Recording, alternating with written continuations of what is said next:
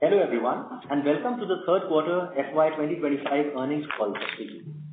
Our financial results and shareholders letter have been published on the exchanges, and the information pack has been placed in the investor relations section of our website www.swiggy.com/corporate. We would like to inform you that the management may make certain comments on this call that one could deem forward-looking statements. Specifically, the financial guidance and pro forma information that we will provide on this call are management estimates based on certain assumptions and have not been subjected to any audit, review, or examination procedures. Swiggy does not guarantee these statements and is not obliged to update them at any time. Joining me on the call today are Sriharsha Majety, our MD and Group CEO, Rahul Bothra, our CFO, Rohit Kapoor, CEO of Food Marketplace, and Amitesh Jha, CEO of Instamart. With this brief preamble, let us start the Q&A. Operator, you can please go ahead. Thank you very much. We will now begin the question and answer session. Anyone who wishes to ask a question may press star and one on their touchtone telephone. If you wish to withdraw yourself from the question queue, you may press star and two. Participants are requested to please use handsets while asking a question. Ladies and gentlemen, we will wait for a moment while the question queue assembles.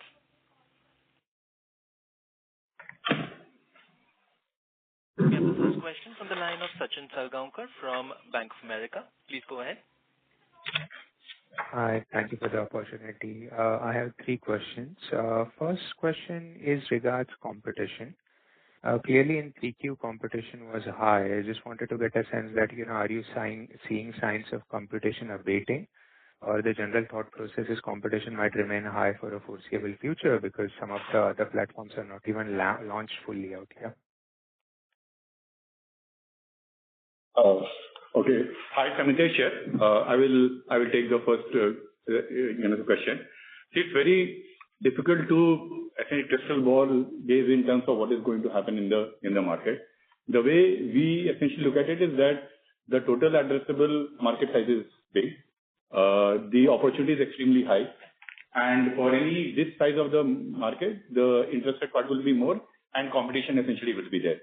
So the way we look at it is that the competition will always exist. Intensity is very hard to get or gauge immediately right now, but at least for some time we see it being at the level that we are seeing right now.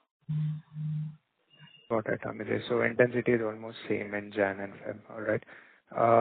Second question, wanted to understand a bit on the impact on contribution margin, what we saw. Now, clearly there are two big parts to it, right?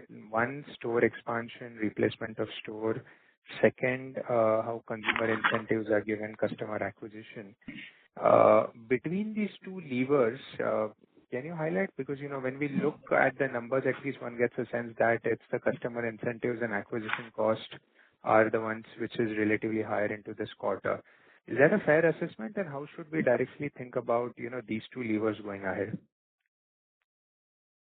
Yeah, see, if you think about it, even store expansion in a way is getting into new markets and acquiring essentially new customers. So the way we look at it is that effectively investments are being made to expand the market overall.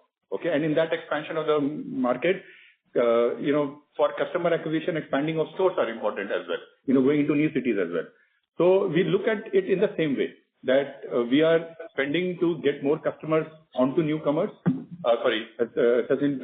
quick commerce, and that expansion that includes acquiring new customers and in existing pods as stores, as well as adding more stores, is essentially leading to that that investment as well.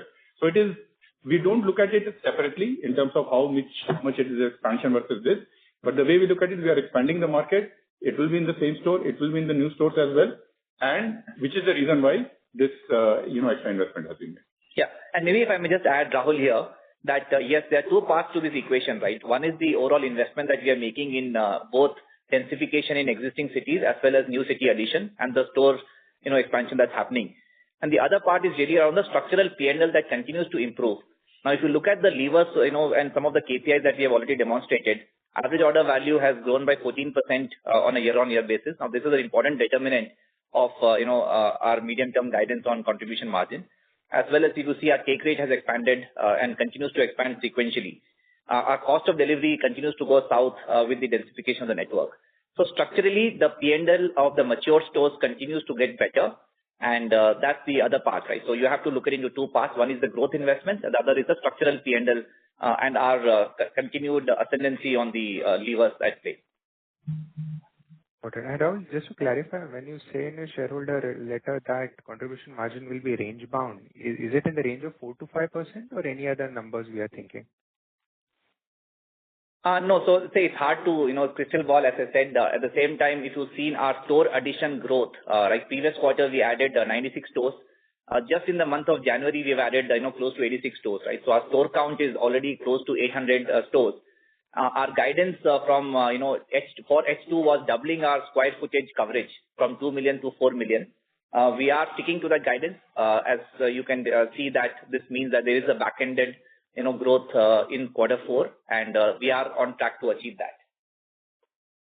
Okay. And my last question is, on the same point, what you said is, what we are seeing is some of your competitors are super aggressive in terms of expanding number of stores out there.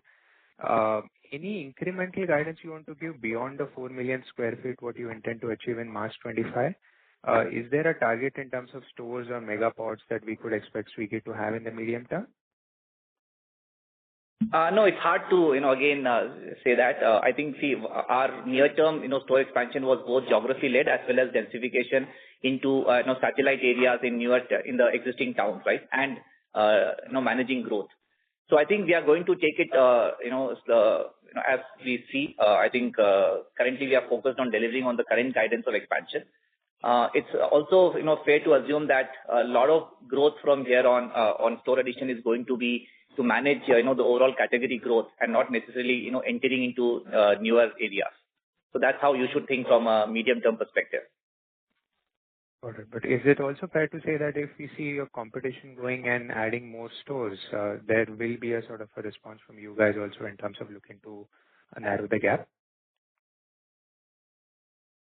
So again, as I said, our strategy is more towards, densification in our existing cities, managing growth, as well as the, cities that we have chosen to expand as part of the current expansion phase. And then we are going to, wait and see how the performance has been. So the way to think about it is that we look at where the consumers are who are more likely to essentially come onto the quick commerce platform and build stores according to that. So it will require things like really densification, going into specific locations where it will essentially make more sense.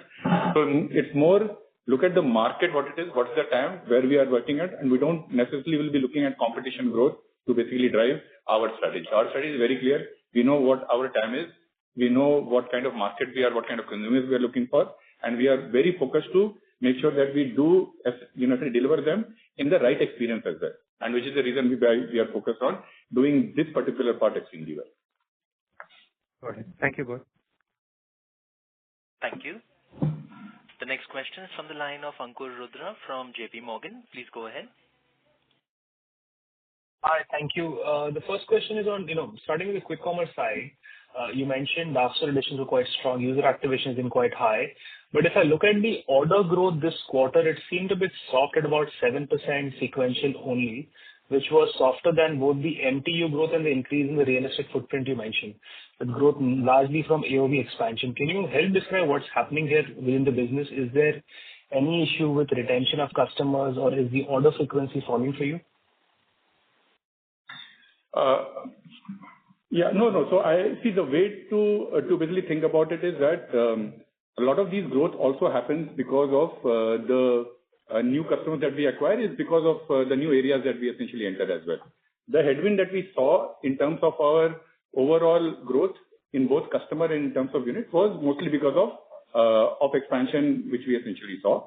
To look at it from the right perspective, the way at least we look at it is that what the first or what the size of the wallet that we are essentially taken from the end consumer. And we are steadfastly focused on that. If that size of the wallet from every consumer is increasing, we are effectively being more relevant to them.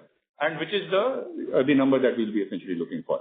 So the other thing that we look at, and which is also very important for, is that when we are acquiring customers, is the retention essentially high or not? And all our spends are based on that. We see this retention number being essentially very high. And we are effectively saying that our MTU, which was, and if you look at our increase as well, and this is something that we have spoken in our shareholder letter as well, that MTU, the monthly transaction user base, has also increased a lot lately. So what we are doing is focusing on trying to get our strategy right on expansion as well as acquiring new customers. The later on increase is happening because of that particular spend. The headwind that we saw was mostly because of not increasing the rate of the stores as much as we essentially wanted. No, I appreciate the fact MTU has grown a lot. My point, Amitesh, was in terms of the order growth was only 7% sequential. If you had about 12% growth in MTU, you should have ideally had, if the frequency of ordering is broadly similar, you should have had a stronger overall headline or number of order growth, given footprint is rising. I was just wondering if there's anything specific which you faced during the quarter which may have held the order growth back, or is there anything seasonal in your business which you may have seen? Yeah, I think one of the things that we saw was the store expansion was also a bit essentially back-ended, which is the reason why you see that MTU and order. So what essentially happens is when you acquire a customer, their orders won't increase immediately.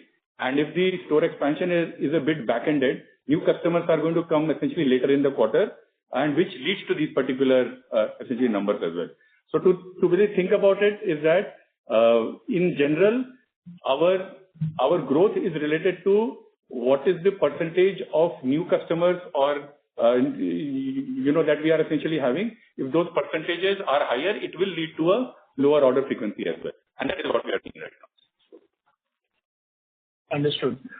Just maybe moving on, in terms of the food delivery business quickly, we did see margins improve quite a bit. Just if you can give us a sense of what drove the overall unit economics over there, how much of this was moderating delivery costs versus any changes in take rate, because it didn't seem like take rate expanded meaningfully on the food delivery side. Yeah, so contribution margin has expanded meaningfully for us. It's a continuous effort from our side on the monetization across levers that we've had through the year, and some of that has meant we continue to see the operating leverage start to play out. Now specifically to this quarter, if you've seen, the average order value has expanded, which means there's a denominator impact with our cost of deliveries continuing to getting more and more efficient. So there are factors around both monetization as well as the delivery costs having a bit of leverage with the expanded basket sizes. Okay. Just a quick question on the demand on food delivery consumption in general. Your growth did slow down a bit. Your peer also saw the same thing. They made a comment about consumption softness. Did you see any of that? Are you seeing any change in growth momentum or consumption trend on food delivery in the current quarter? It is Rohit here. I think if you look at the MTU growth quarter on quarter, we actually saw MTU growth. So MTU for the quarter was 14.9 compared to 14.7 the previous quarter. Also, we did have growth. It was a quarter which is slightly softer than other quarters, but that's I think overall year on year we are growing 19.2%, which is within the range of what we have guided the market at about 18 to 22% growth for the category. Our pace of innovation and execution on food continues to be pretty strong. We've launched Bolt, we scaled it up to 425 cities within 3 to 4 months, and a bunch of other, 3 of other launches that you would have seen from us coming in the last quarter. I think even if there are some headwinds which are there in the economy per se in certain segments, the present budget which has on the tax cuts, we do believe gives an impetus to a large section of the tax-paying segment below 12 lakhs, and that does constitute many of them will be consumers of our services. So we feel at this point in time, as facts stand today, reasonably that the guidance that we've given is operating in the range. I think food delivery is a little bit of a seasonal business, so quarter-on-quarter variations are not unlikely. But secularly over the short term to medium term, we don't see a significant headwind. And of course, we have our job cut out in terms of innovating, developing new use cases, and creating more opportunities for the consumers to use us. But structurally, we don't see any big change from last quarter dialogue and guidance that we given first time after listing. Thank you. Just a last question on working capital. There appears to be an increase in receivables for the last 2 quarters, in fact, the 9-month period, and almost a positive working capital cycle for 9-month 25 versus negative working capital cycle last year. Is there any change in the business which is, driving this? If you can highlight what's driving this in general. Thank you. Sure. So, as you can see, with the overall advertising pie increasing specifically in the quick commerce business, where typically the FMCG companies and the brands, pay us with a certain, credit cycle. So that's been the large determinant of the increasing working capital on that line. Okay, it's only that both the quarters? That's right. Thank you. Okay. Thank you, Investor. Thank you. The next question is from the line of Aditya Soman from CLSA. Please go ahead. Hi, good evening. And sorry to dig a little bit more on this contribution for quick commerce, but I see that the contribution has actually gone down by about 14 rupees per order. This has gone down from sort of contribution loss of 10 rupees per order to 24 rupees. Now, if I see the drop for Zomato, while it was also there in the quarter, it was much lower from 25 to 21, and they added almost 2x the number of stores. And you also indicated that your stores were more back-end towards the end of the quarter. So I'm just trying to understand where this incremental cost has gone in, because you also saw a significant jump in AOV and take rates also improved. So I'm just trying to understand how this contribution per order actually works in so much. Thanks. Yeah. So thanks, Aditya. I think if you've seen, some of the reasons that we have mentioned specifically around the investment that have gone into the contribution margin line includes, the elevated expansion activity that we have done in terms of adding stores. It's also got to do some bit of the heightened competitive action that we have seen in acquisition of new users, as well as some of the dormant reactivations. So we have seen an investment increase overall due to these two factors. But I'm just comparing like for like, because even if you compare with your competitors, they also seem to have similar growth, but the take, and your take rates actually improved, and so I'm just wondering, on a like for like basis, why should it be that different, where they have seen a 3 rupee drop per order and you're seeing almost a 14 rupee? I'm just trying to understand in more detail. Is it because you expanded in more cities, or is there something more to it that we don't see from the shareholder? Sure. See, I can respond for, our kind of trajectory, and, we have mentioned in the past that there are a few determinants of the overall profitability of the business and getting it to contribution margin positive. So one of them is average order value.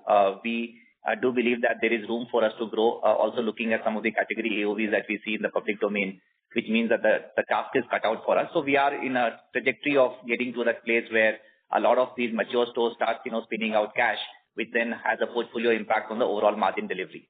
So for us, we are slightly behind the curve from that perspective in terms of maturity of stores and the profitability profile, which is led by some of the average order value, line, as well as the advertising revenues, which have started to move up meaningfully.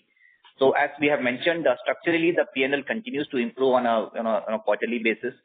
Some of the mature stores are starting to reflect what steady state unit cost should look like, with both operating leverage kicking in and some of these monetization levers also kicking in. So it is a path, it's a trajectory that we are guiding to, and we are also staying committed to delivering a contribution margin positive by the OND quarter in the current year. No, that's very clear. Thank you, and that's heartening to know. I'm just trying to understand again, in terms of the path that you indicated. So would this be just a function of the number of orders obviously going up and then a lot more stores hitting maturity? Would that be the best way to look at this? Absolutely right. So as you've seen, both in Q3 and the Q4, the number of store additions that we are doing, we are almost doubling, in a span of 6 months. And by the time of our guidance that we have given, we do expect a lot of that stores to start hitting break-even volumes and meaningfully contribute to reduction of the overall contribution margin loss. But more importantly, the mature stores will start getting into the trajectory of close to that 4 to 6% positive trajectory, which then means at an overall portfolio level we expect to break even. I understand. Thank you very much. Thanks. That's it. Thank you. The next question is from the line of Sudhir Guntupalli from Kotak Mahindra Asset Management Company. Please go ahead. Hi. Good evening. Thanks for the opportunity. My first question is on food delivery. It looks like we have gained some market share in food delivery. So is this primarily driven by the incremental demand that is being generated by Bolt offering, which is the 15-minute delivery offering, or is it more of a broad-based market share gain across the existing portfolio of food delivery as well? Hi, Sudhir. This is Rohit here.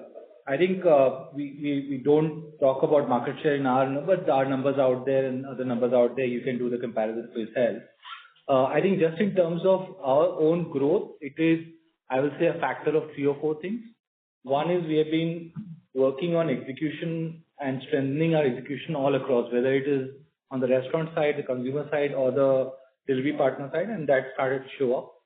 Second is there's been a constant stream of innovation at pace coming out of Swiggy over the last few months, including something like Bolt.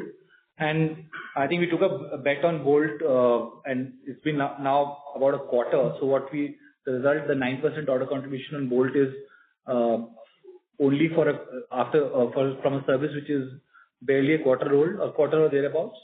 And there's a lot of room for further innovation or growth on top of this, is what we believe. We remain excited about the space. We are also seeing good response from consumers as well as the restaurant partner ecosystem, because this is one offering where the restaurant partner ecosystems people are coming forward and they are saying that let's partner, let's create more, and let's see what we can do more on this front.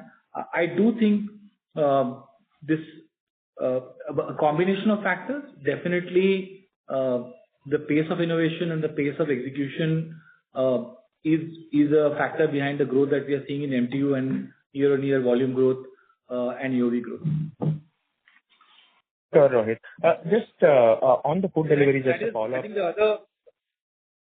And that is also coming on the back of no compromise in terms of margins. So if you see, the margins have expanded about 90 basis points. The EBITDA is expanded by another 90 basis points. So it's starting to flow through, and the operating leverage you can see in the business up here. We remain reasonably confident of guiding towards the 5% EBITDA number that's been there in public domain. Yeah.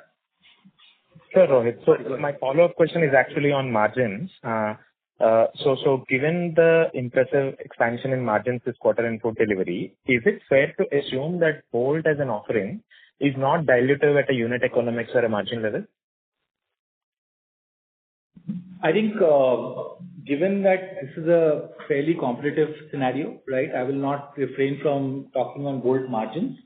But the overall at a platform level, I think through multiple levers, we are in a good position to balance out any investment that we have to do, right? Because and generally this has been the way the margins have expanded over time, is not one single silver bullet or one investment taking down margins. Whenever we have invested in any area, we have been able to juice out other areas in terms of whether it is, delivery costs or efficiencies. So I personally don't think that I like to comment on the Bolt numbers at this point in time or specifics beyond this. But even if Bolt grows from here, which we expect it to, we do continue to see our margins expand both on contribution side and the operating leverage kicking in through EBITDA. Sure, Rohit. And one question to Rahul. So you are maintaining your contribution margin break-even timeline of OND quarter, despite calling out a bit of a heightened competition and also that very back-ended store additions. Even next 2 months, you have 100 stores per month kind of an addition. Despite all of this, you are talking about contribution positive by OND quarter. So what gives you that confidence? Firstly, on adding 100 stores per month, what gives you the confidence? Secondly, despite these factors, getting contribution positive by the same timeline, what gives that confidence?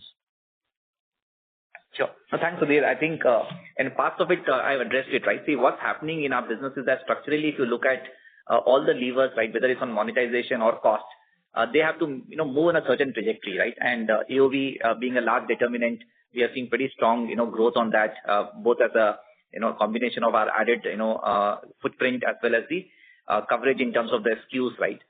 Where a lot more customers are getting access to a lot more categories and SKUs. So that, continues on a very positive trajectory. We maintain our guidance of, delivering double-digit YOY growth for the near future, and that is a meaningful, change. The other thing, what happens is, as I mentioned, any new store takes anywhere between 6 to 9 months to what we call hitting the break-even volumes, right? And towards the, end of our guidance, quarter, we do expect a lot more stores to be in that, zone. And also the pace of store expansion may not necessarily continue at the current level, right? Because one of the things that we have done through our mega pod expansion is also, get users a lot more access to categories without necessarily having to add a lot more number of stores itself, right? And at the same time, delivering the customer experience. So there is a, strategy that we have to be able to get many of these stores mature by the time our guidance, is currently given. Fair enough, Rahul. One last question as a follow-up of what Ankur has asked earlier is the transacting user growth of 12% sequentially looks very good, but the order growth being slightly lower. Is there any intervention from our side in terms of increasing the minimum order value for free delivery, so on and so forth, which has led to an increase in AOV, but a bit of a reduction in the frequency? Or is it completely led by, let's say, more new users in new geographies coming in with a lower frequency? Yeah. Hi, this is Amitesh here. For Instamart, yes, the MTU growth is really led by new users. New users typically take some time for them to mature and be sticky to a platform. The larger part of the headwind is essentially that only, and that's the right investment to make as well, because that leads to a better, larger market for the platform. We believe that doing that investment earlier is better than doing it later, which is what essentially Rahul was also speaking about. So yes, this, the main reason is that. Yeah. Sorry. Thanks. That's it from me. All the best. Thank you. The next question is from the line of Swapnil Potduke from JMFL. Please go ahead. Hi, thanks for the opportunity. So I had 3 questions. First on Instamart side. So there was a launch of a standalone Instamart app in this particular quarter. Have you guys seen any incremental adoption because of the app, and do you see any benefit of having a segregated app going forward, and will you see any changes in your strategy? Hi Swapnil, this is Harsha. Honestly, the app only launched last month, and it's very early, and we're closely watching and understanding user behavior, and we'll be able to share more information once we've seen the progress over a period of time. And definitely, I think the intention, as we've written in the report as well, is that, as the user base expands and goes into a lot more cities and categories, I think we're definitely curious to understand user behavior and how it progresses, and when we have more information, we'll be sure to share it. Okay, no worries. The second question is with respect to your fixed cost on the quick commerce side, especially because they seem to have gone up meaningfully. Now, I understand there was some branding related expenses increase, and there was also some new hirings that happened in the quick commerce business. But my question then is have you seen all those costs, are they in the base of this particular quarter, or we could see some of this incremental costs coming in, next 1 or 2 quarters as well? Sure, Rahul here. So I think, as we mentioned, a lot of that additional cost has gone into, both performance marketing as well as, brand marketing, which is to get higher number of customers onto our platform. We do expect, as we had mentioned that at least the next 1 or 2 quarters, this heightened activity to continue, because there is slightly, competitive, environment is at play right now.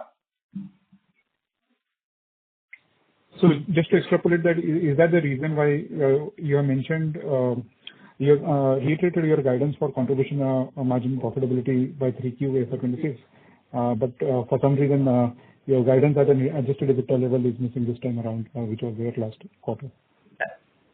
No, so at the corporate level, our guidance stays.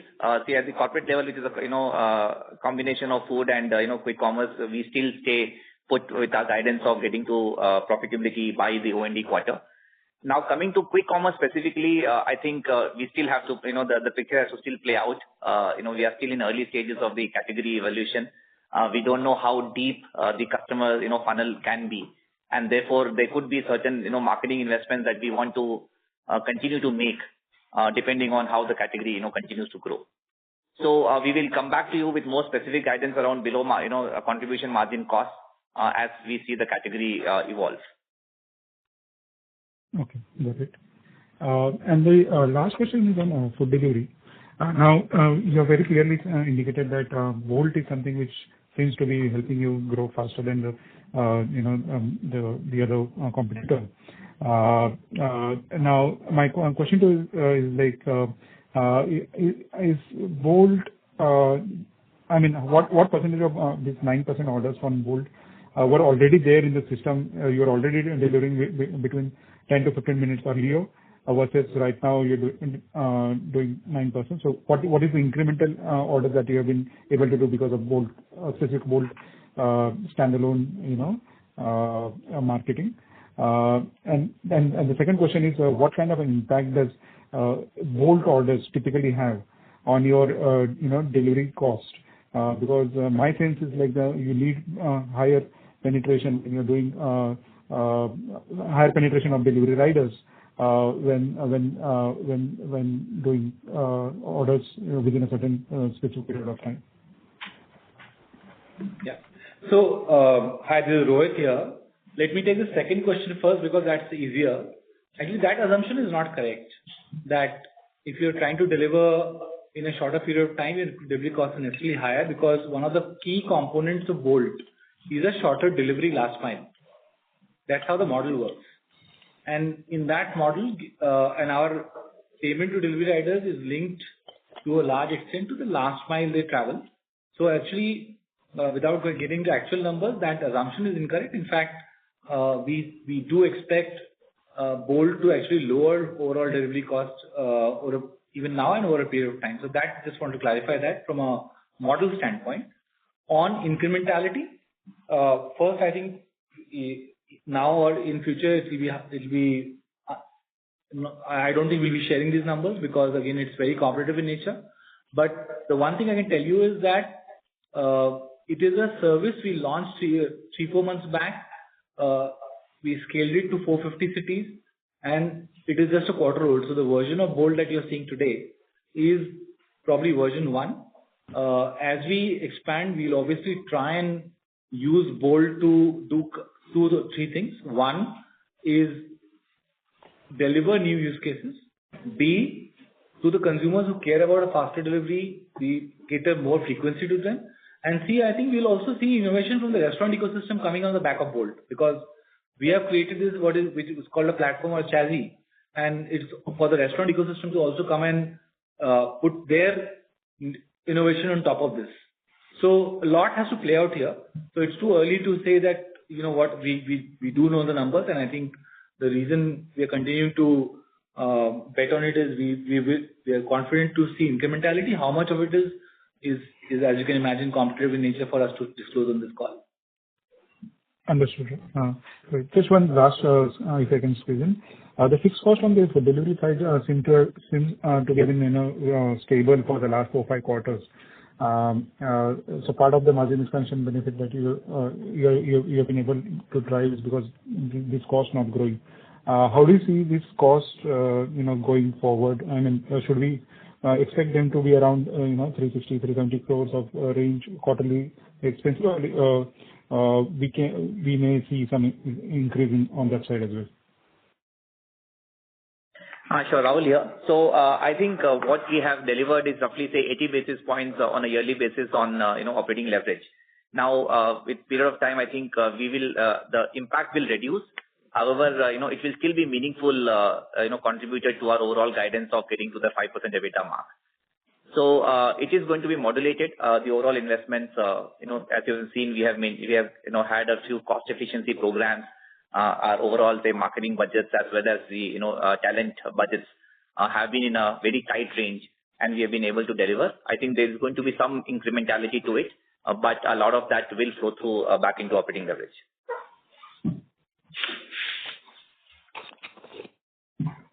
Thank you. The next question is from the line of Vijit Jain from Citi. Please go ahead. Yeah, thanks for the opportunity. My first question is, so you added 96 stores in Jan, which is a pickup versus the entire of quarter 3Q. So how much of the contribution margins in the quarter is due to stores not yet active as of December 24? And if you can, separately just talk a little bit about, between when you start to see expenses on a store and when it gets activated on the platform, what is the kind of time horizon are we looking at? That's one. And second, is there some element of, advanced expenses on the performance marketing spending as well, where, you've seen expenses, or you've incurred expenses, but it hasn't resulted into, a conversion into MAU or MTU? Right. So the first question around, the store cost or the fixed cost that we incur before the store become operational. So typically, that lasts for roughly 30 to 45 days. And that's already factored into the current, margins that we have, delivered. The second question around, the digital marketing and, whether that's given the results, by the nature of it, performance marketing is meant to give immediate results. Now, due to heightened competitive action, the CACs can go up or down depending on, how much of, investments are going into it by the category. So that's something that we, do see some bit of headwind there. But over time, we are also getting lot more efficient. The overall category growth is pretty stellar, and we do expect CACs to continue to go south. Got it. So Rahul, just to clarify on the first part, when you say 30 to 45 days, so there will be some expenses related to these 96 odd stores in January above the contribution line as well for quick commerce? That's correct. That's correct. So that's already factored into the O&D quarter. Got it. Thank you so much. Thank you. The next question is from the line of Gaurav Malhotra from Axis Capital. Please go ahead. Yeah, hi. I just wanted to check, coming back to the contribution margin for quick commerce. Now, the aggression in the market, I think so probably started mid-quarter in 3Q. It was obviously not there for the entire quarter. So the full impact of that will be probably seen in the fourth quarter, the Jan to March. And we are also sort of, ramping up the store additions during the same quarter.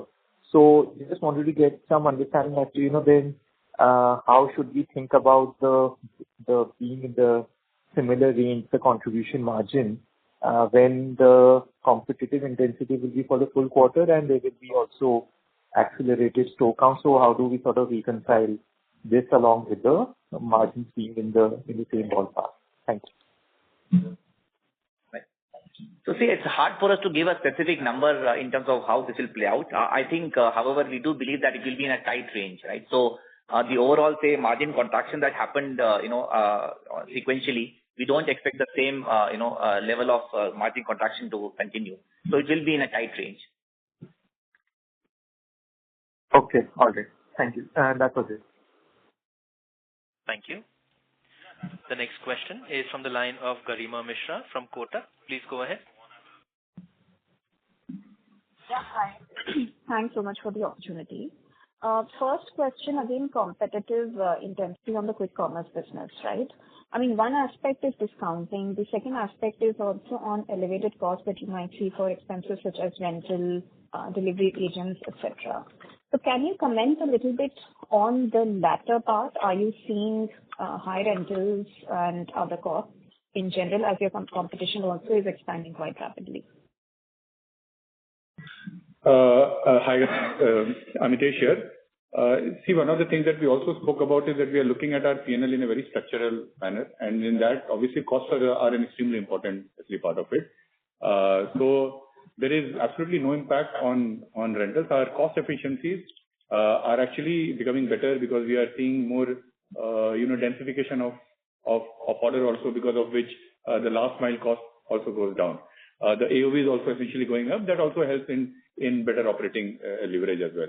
So generally, to answer your question at a very high level, no, that competition intensity is not going, and we are also being very committed to our discipline to cost, to make sure that we are not letting go on area which is very, very, very structural to any kind of retail business. But Amitesh, back to the contradiction, right? Because those areas would be important to others as well. So how does one take a call that, this is the right cost structure for me to operate in that area? And on same lines, have you closed any stores at all because of cost structures or competition? Sorry, I didn't understand the question clearly, but if the question is on that, are we making sure that whenever we are opening a store, we are not putting it in the we have not shut down any pod for any kind of competitive reason at all, nor we have taken up any pod, so whatever shutdown of stores happens is basically because we want to relocate the stores, move to certain other regions, and we have a very fair idea of what is the structural cost to run a store, and we are making sure that whatever we do, we don't really deviate from there. But I didn't understand your question clearly. If there is something else, please do help me understand that. No. That answers the question. Thanks for that. Second question on Q3 is that you have given out your target of achieving contribution margin eventually in this business. So does that sort of assume that the addition of stores, the pace of addition of stores starts coming off? Because if this addition just remains very high, achieving that target becomes that much more difficult. So just trying to understand how to read that. Yeah, so Garima, maybe I can come in here. So as we have mentioned that, it's a combination of, the average size store as well as the mega pods, we do expect to increase the overall coverage in terms of, categories as well as selection available to consumers without necessarily having to add, that many number of stores, right? So most of the store addition expansion after the current, guidance is going to be growth-led and not necessarily, to service unserviced area either too. Yeah, and one more thing that you have to look at that even if the store addition is constant per month, because of the number of additions that we are doing over the first half of the year, the percentage contribution that is going to come from new stores will consecutively essentially go down all the time, even at a flat, essentially addition of stores.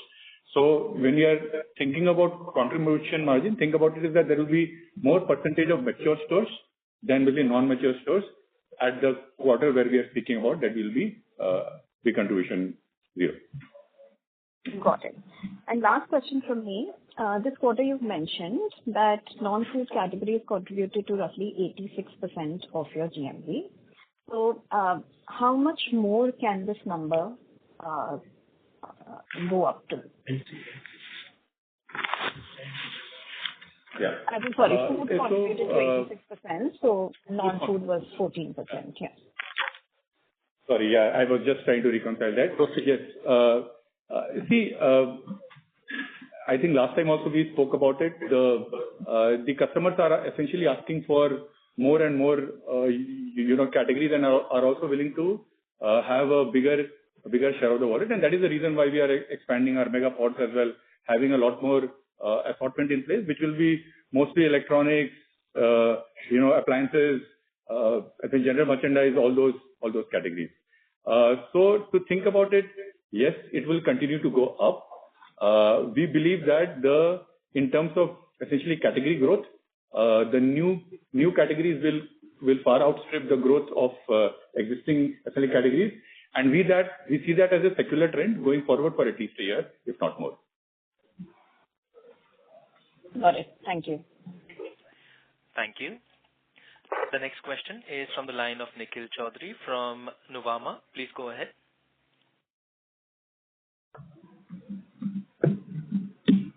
Nikhil Chaudhary? Yes. Yeah. Thanks for the opportunity. Just want to probe a little bit more on the contribution margin comment that the store expansion was back-ended. So is it fair to assume that, the impact on contribution margin from new stores actually yet to fully come, and that will happen in next quarter? And contribution margin dip also happened for our existing 609 store, which we had in Q2. Is it fair assumption? No, so there are two parts to it, right? One is, as I said, certain investments that we have had to make, and the second part is really the structural P&L continuing to improve, right, with all the levers at play. So it's a combination of these two which gives us the portfolio level, margin. Now, specifically on quarter four, as I said, we can't kind of put a number there, but it's on a tight range is how we think of it.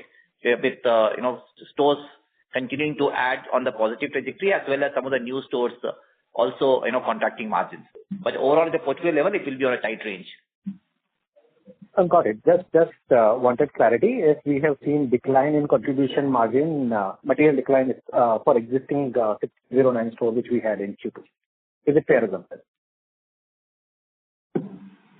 No. So as I said, it's a combination, right? It's a combination of us investing in new users as well as the store expansion.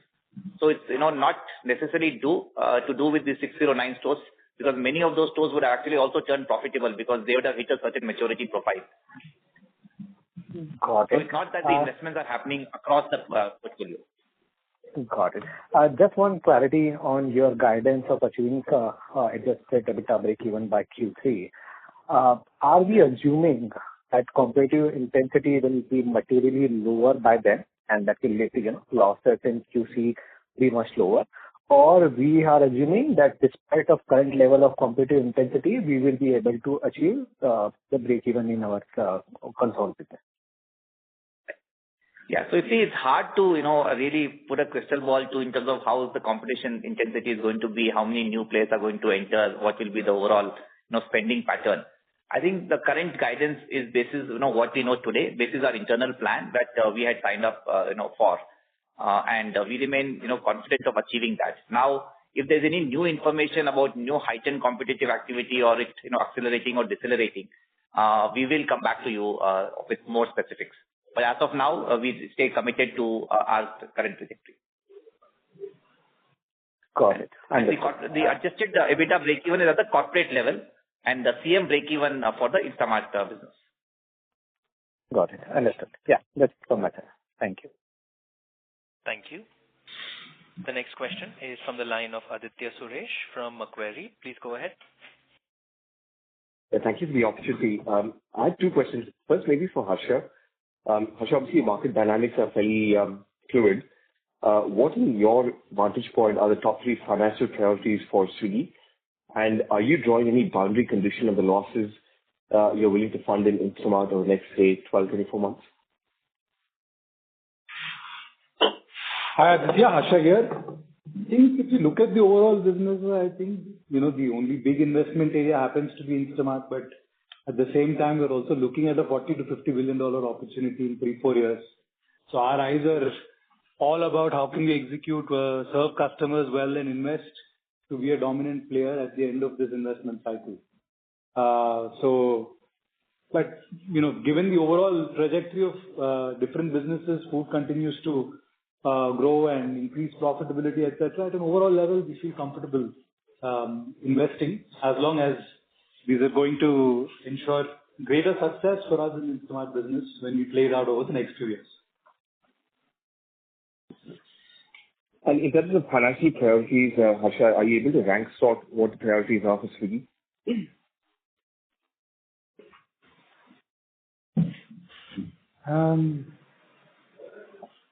I probably can't give you like a specific rank sort. Each of the businesses have different trajectories, and the sum together is how we look at it, so it'll be hard to pick into a rank sort, to be honest. But obviously, given the investments level are heightened, the market landscape is the most dynamic in Instamart. Obviously, all our eyes are on ensuring that we navigate that really, really well over the next 2 quarters. Is the board putting any kind of cap in terms of the funding of losses? Maybe that's 250, 500 million, any absolute numbers which the board is kind of curtailing the spend on? No such conversations have been had. I think the board conversations have always been and continue to be on how to make Instamart successful, how to make each business successful. So, got it. And maybe if I can just try to ask a different question then, right? So on ESOPs, can you probably help us understand what the financial metrics kind of associated with this attached to this?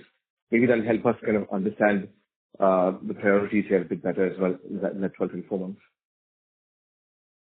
Right. I think we had shared specific, the ESOP terms, especially for the, the senior team. There are, back-ended ESOPs that have been given. They also link to, both share price, appreciation. So there is a unlock of 30% which happens at, 525 rupees and, 700 rupees. So there are specific guidance that we have given in our shareholder letters, which is related to share price appreciation, which is linked to the management incentives on ESOP. So that's the philosophy. Okay. Thank you so much. Wishing you the best. Thank you. Thank you. The next question is from the line of Abhishek Banerjee from ICICI Securities. Please go ahead. Yeah, congratulations on a good show in food delivery. I had a few questions on quick commerce. First, so you have mentioned the 96 store additions in Q3 FY25, which is obviously the net addition number. But what would be the gross addition number, if you could let us know, please?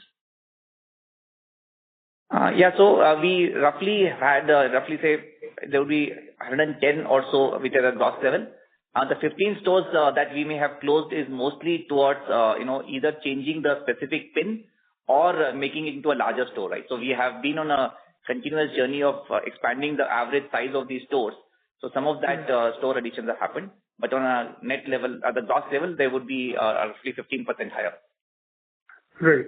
So therefore, when you move from a smaller store to a larger store, that also has an inflationary effect on your fixed expenses, right? Which comes before contribution. So therefore, that also has an impact on the contribution margin going down. That's right. For the very short term, yes. But, over time, we do get a lot more operating leverage because of the expanded AOVs as well as the, ability to service a larger, customer base and order base. No, absolutely. But in terms of where are you in this journey of, extending the number of stores, as in extending the size of existing stores? Because I saw that the average, area per square feet has moved to about 3,475. So are you mostly done with that journey? No. So, hi, Samitesh here, Abhishek. So the way we look at it, there are 2 parts of our store expansion that we are doing. One is more deterministic, which is the mega pods, that we will keep on expanding, and that significantly increases the square foot area which is there.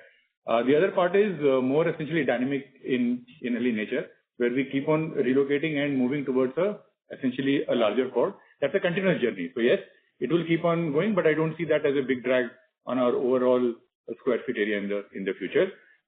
Is it done? No. That journey will actually continue, and but it's not going to be a big drag on our fixed cost in general. Understood. Now, if we are, looking at the order, the ordering frequency per customer, obviously there has been a later ramp up. But can you give us some idea of what is the average number of days that the 96 stores have done in the quarter? Sorry, I didn't understand the question. Can you just repeat the... What would be the blended average number of days that the new 96 stores have done in this quarter?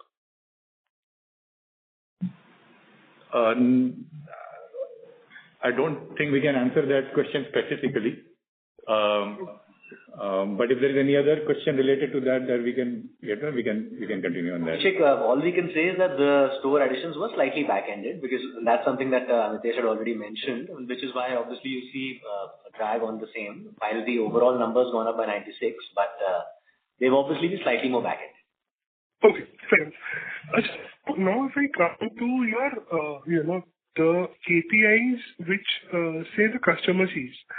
For example, say the difference between the time shown as so when say somebody places an order, you show say 15 minutes for delivery, and what is the actual time of that order being delivered? Is there some metrics you can share on that which kind of explains how you are doing operationally? Yeah. I will take the Instamart question, but Rohit can speak about the food as well. So in terms of promise SLA that we track very, very closely because that is something that customer sees. We are the industry best. It has been also seen in some of the benchmark studies as well. We continue to improve on that as well, and that will always be one of the top priorities that we are essentially looking for. The other thing is that the delivery times will be considered to that particular SLA is also extremely close. So we also ensure that the promises that we are doing to the consumer and the actual SLA that we are also having is also extremely close. At a national essentially level, our average in terms of actual SLA is around 12 minutes. And we see that essentially going south as well as in more, the orders will essentially be more denser. So more dense orders essentially mean that my SLAs will essentially go down. If that question was specific to Instamart, but yeah, and one Rohit, is that what is the promise?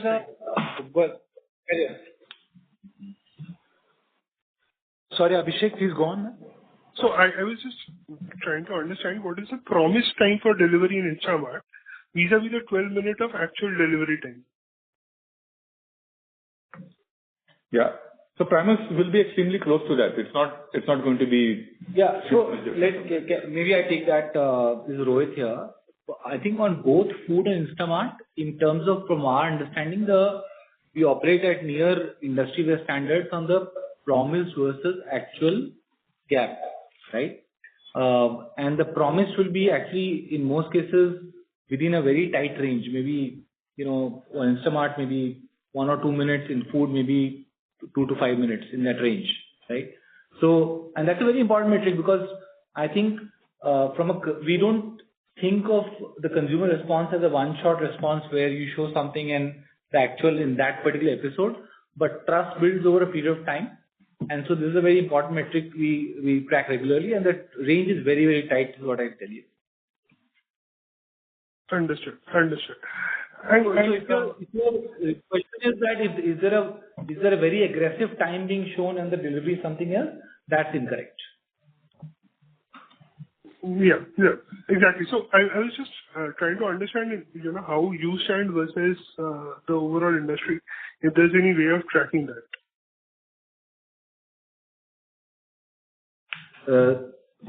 Sorry, say that again. So is there any way of we track compliance and we do mystery ordering reports which are third party in nature, where third parties actually studied across players and come back and give us a range of guidance. So this is a very closely watched metric at the management level. I track it, Harsha tracks it, Amitesh tracks it. So it's a very important metric we track, and our philosophy is to keep the promise versus actual quite tight. Oh, fair enough. And in terms of sorry to interrupt, we request you to please rejoin the queue. Sure. To proceed to the next participant as well. Thank you.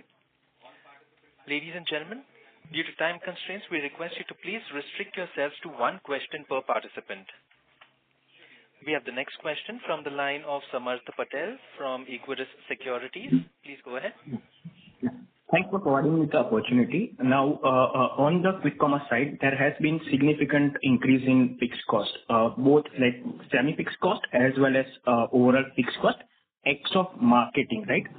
So how much of it would be, let's say, A, we are replacing existing dark stores with the larger dark stores. B, we are opening dark stores, but within existing city. And the third, we are just opening the new city. So any flavor on that would be really helpful. So we unfortunately cannot give specific information in this cuts. Yeah, but any flavor would be really helpful for us to understand. See, the largest component in below contribution margin cost is the marketing investments, right? Which are slightly more discretionary in nature, which we decide to invest or hold back depending on the category growth that we see. Okay. Yeah. Thank you for answering the question. Thank you. The next question is from the line of Gaurav Malhotra from Axis Capital. Please go ahead. Yes, thank you for taking my question again. I just have one question. Right now, from an industry perspective, right, everyone is, really going out and aggressively expanding and also, providing reasonable discounting in terms of for gaining subscriber share. But what is the risk that, at least in some markets, we are sort of overestimating the demand because that demand is basically coming from, providing higher discounting of products. Any thoughts on that? Yeah, I will speak about the market in general, and I think which is the, essentially question around this as well. See, everyone is expanding. We are also expanding, and we are seeing a latent demand for quick commerce across the city. So wherever we are going, and I think this is one of the standard metrics also that we look at, is that how long does it take for a store to essentially mature? The trajectory for any new store that we are launching in new cities are also following the same trajectory. So the way to look about it is that it really, if you are comparing a metro to a T2 city, every store, even at this particular point of time, are behaving in the exact same way. So the way to think about it is there is a latent demand. It is important for the quick commerce space to go and serve that demand. We want to be in the forefront of that, which is the reason why we are investing in expansion of stores, cities, as well as onto marketing. And we believe that particular thing will be safe. There is a big reason of why people are essentially coming in is because they essentially want it. Okay, all right. Thank you. Thank you. Ladies and gentlemen, we will now take one last question, which will be from the line of Ankur Rudra from JP Morgan. Please go ahead. Thank you. Thanks for the follow-up question. Just one question on the subsidies. You mentioned that that's sort of gone up. Could you maybe clarify what is the nature of the customer incentive that is happening in the market right now, especially from your side? Are these headline subsidies on the MRP from your side as opposed to what you get from brands? Or is this targeted for customer acquisition or reacquisition for the first few orders? Is it on delivery charges? It's just some clarity on what's happening there, because the concern I have is this potentially changing the customer perception to a very, very subsidy-seeking behavior, which could be harmful for your brand and the market in the long term? Yeah, see, the way we are looking at it is that there is a customer acquisition cost that we have to pay, right? We'll have to do perf marketing, and we have to make sure that they have the right tools in place for them to be sticky to a platform. And that stickiness to a platform is a program that we essentially run. That is the same program that we used to run also earlier, and we are also doing that essentially right now. So the way to think about it is the more number of new customers you acquire, the amount of investment spent on those programs will essentially go up. The customer acquisition cost, obviously, because of heightened competition, is also up. But as they mature, okay, generally these customers are becoming more and more progressive. So one thing that we track very closely, that exactly what you said, that is the customer behavior changing because of the way we are acquiring them. We don't see any kind of change in that essentially at all. We see that when we do it over a longer period of time, that stickiness remains, and the propensity to higher retention, higher GOV only increases. We haven't seen essentially correlation between the customer acquisition cost that we are essentially providing and the retention. Generally, they are independent of each other. Thank you. Just want to clarify, this is the point about excluding of performance marketing, what's spent on customer acquisition outside of performance marketing. Yeah, we look at it very together because ultimately it's a full customer acquisition cost. The perk is for acquiring a customer and the incentive are also related to that. So integrated cost is what we essentially look at. Understood. Thank you so much. Thank you. On behalf of Swiggy Ltd, that concludes this conference. Thank you all for joining us. You may now disconnect your lines.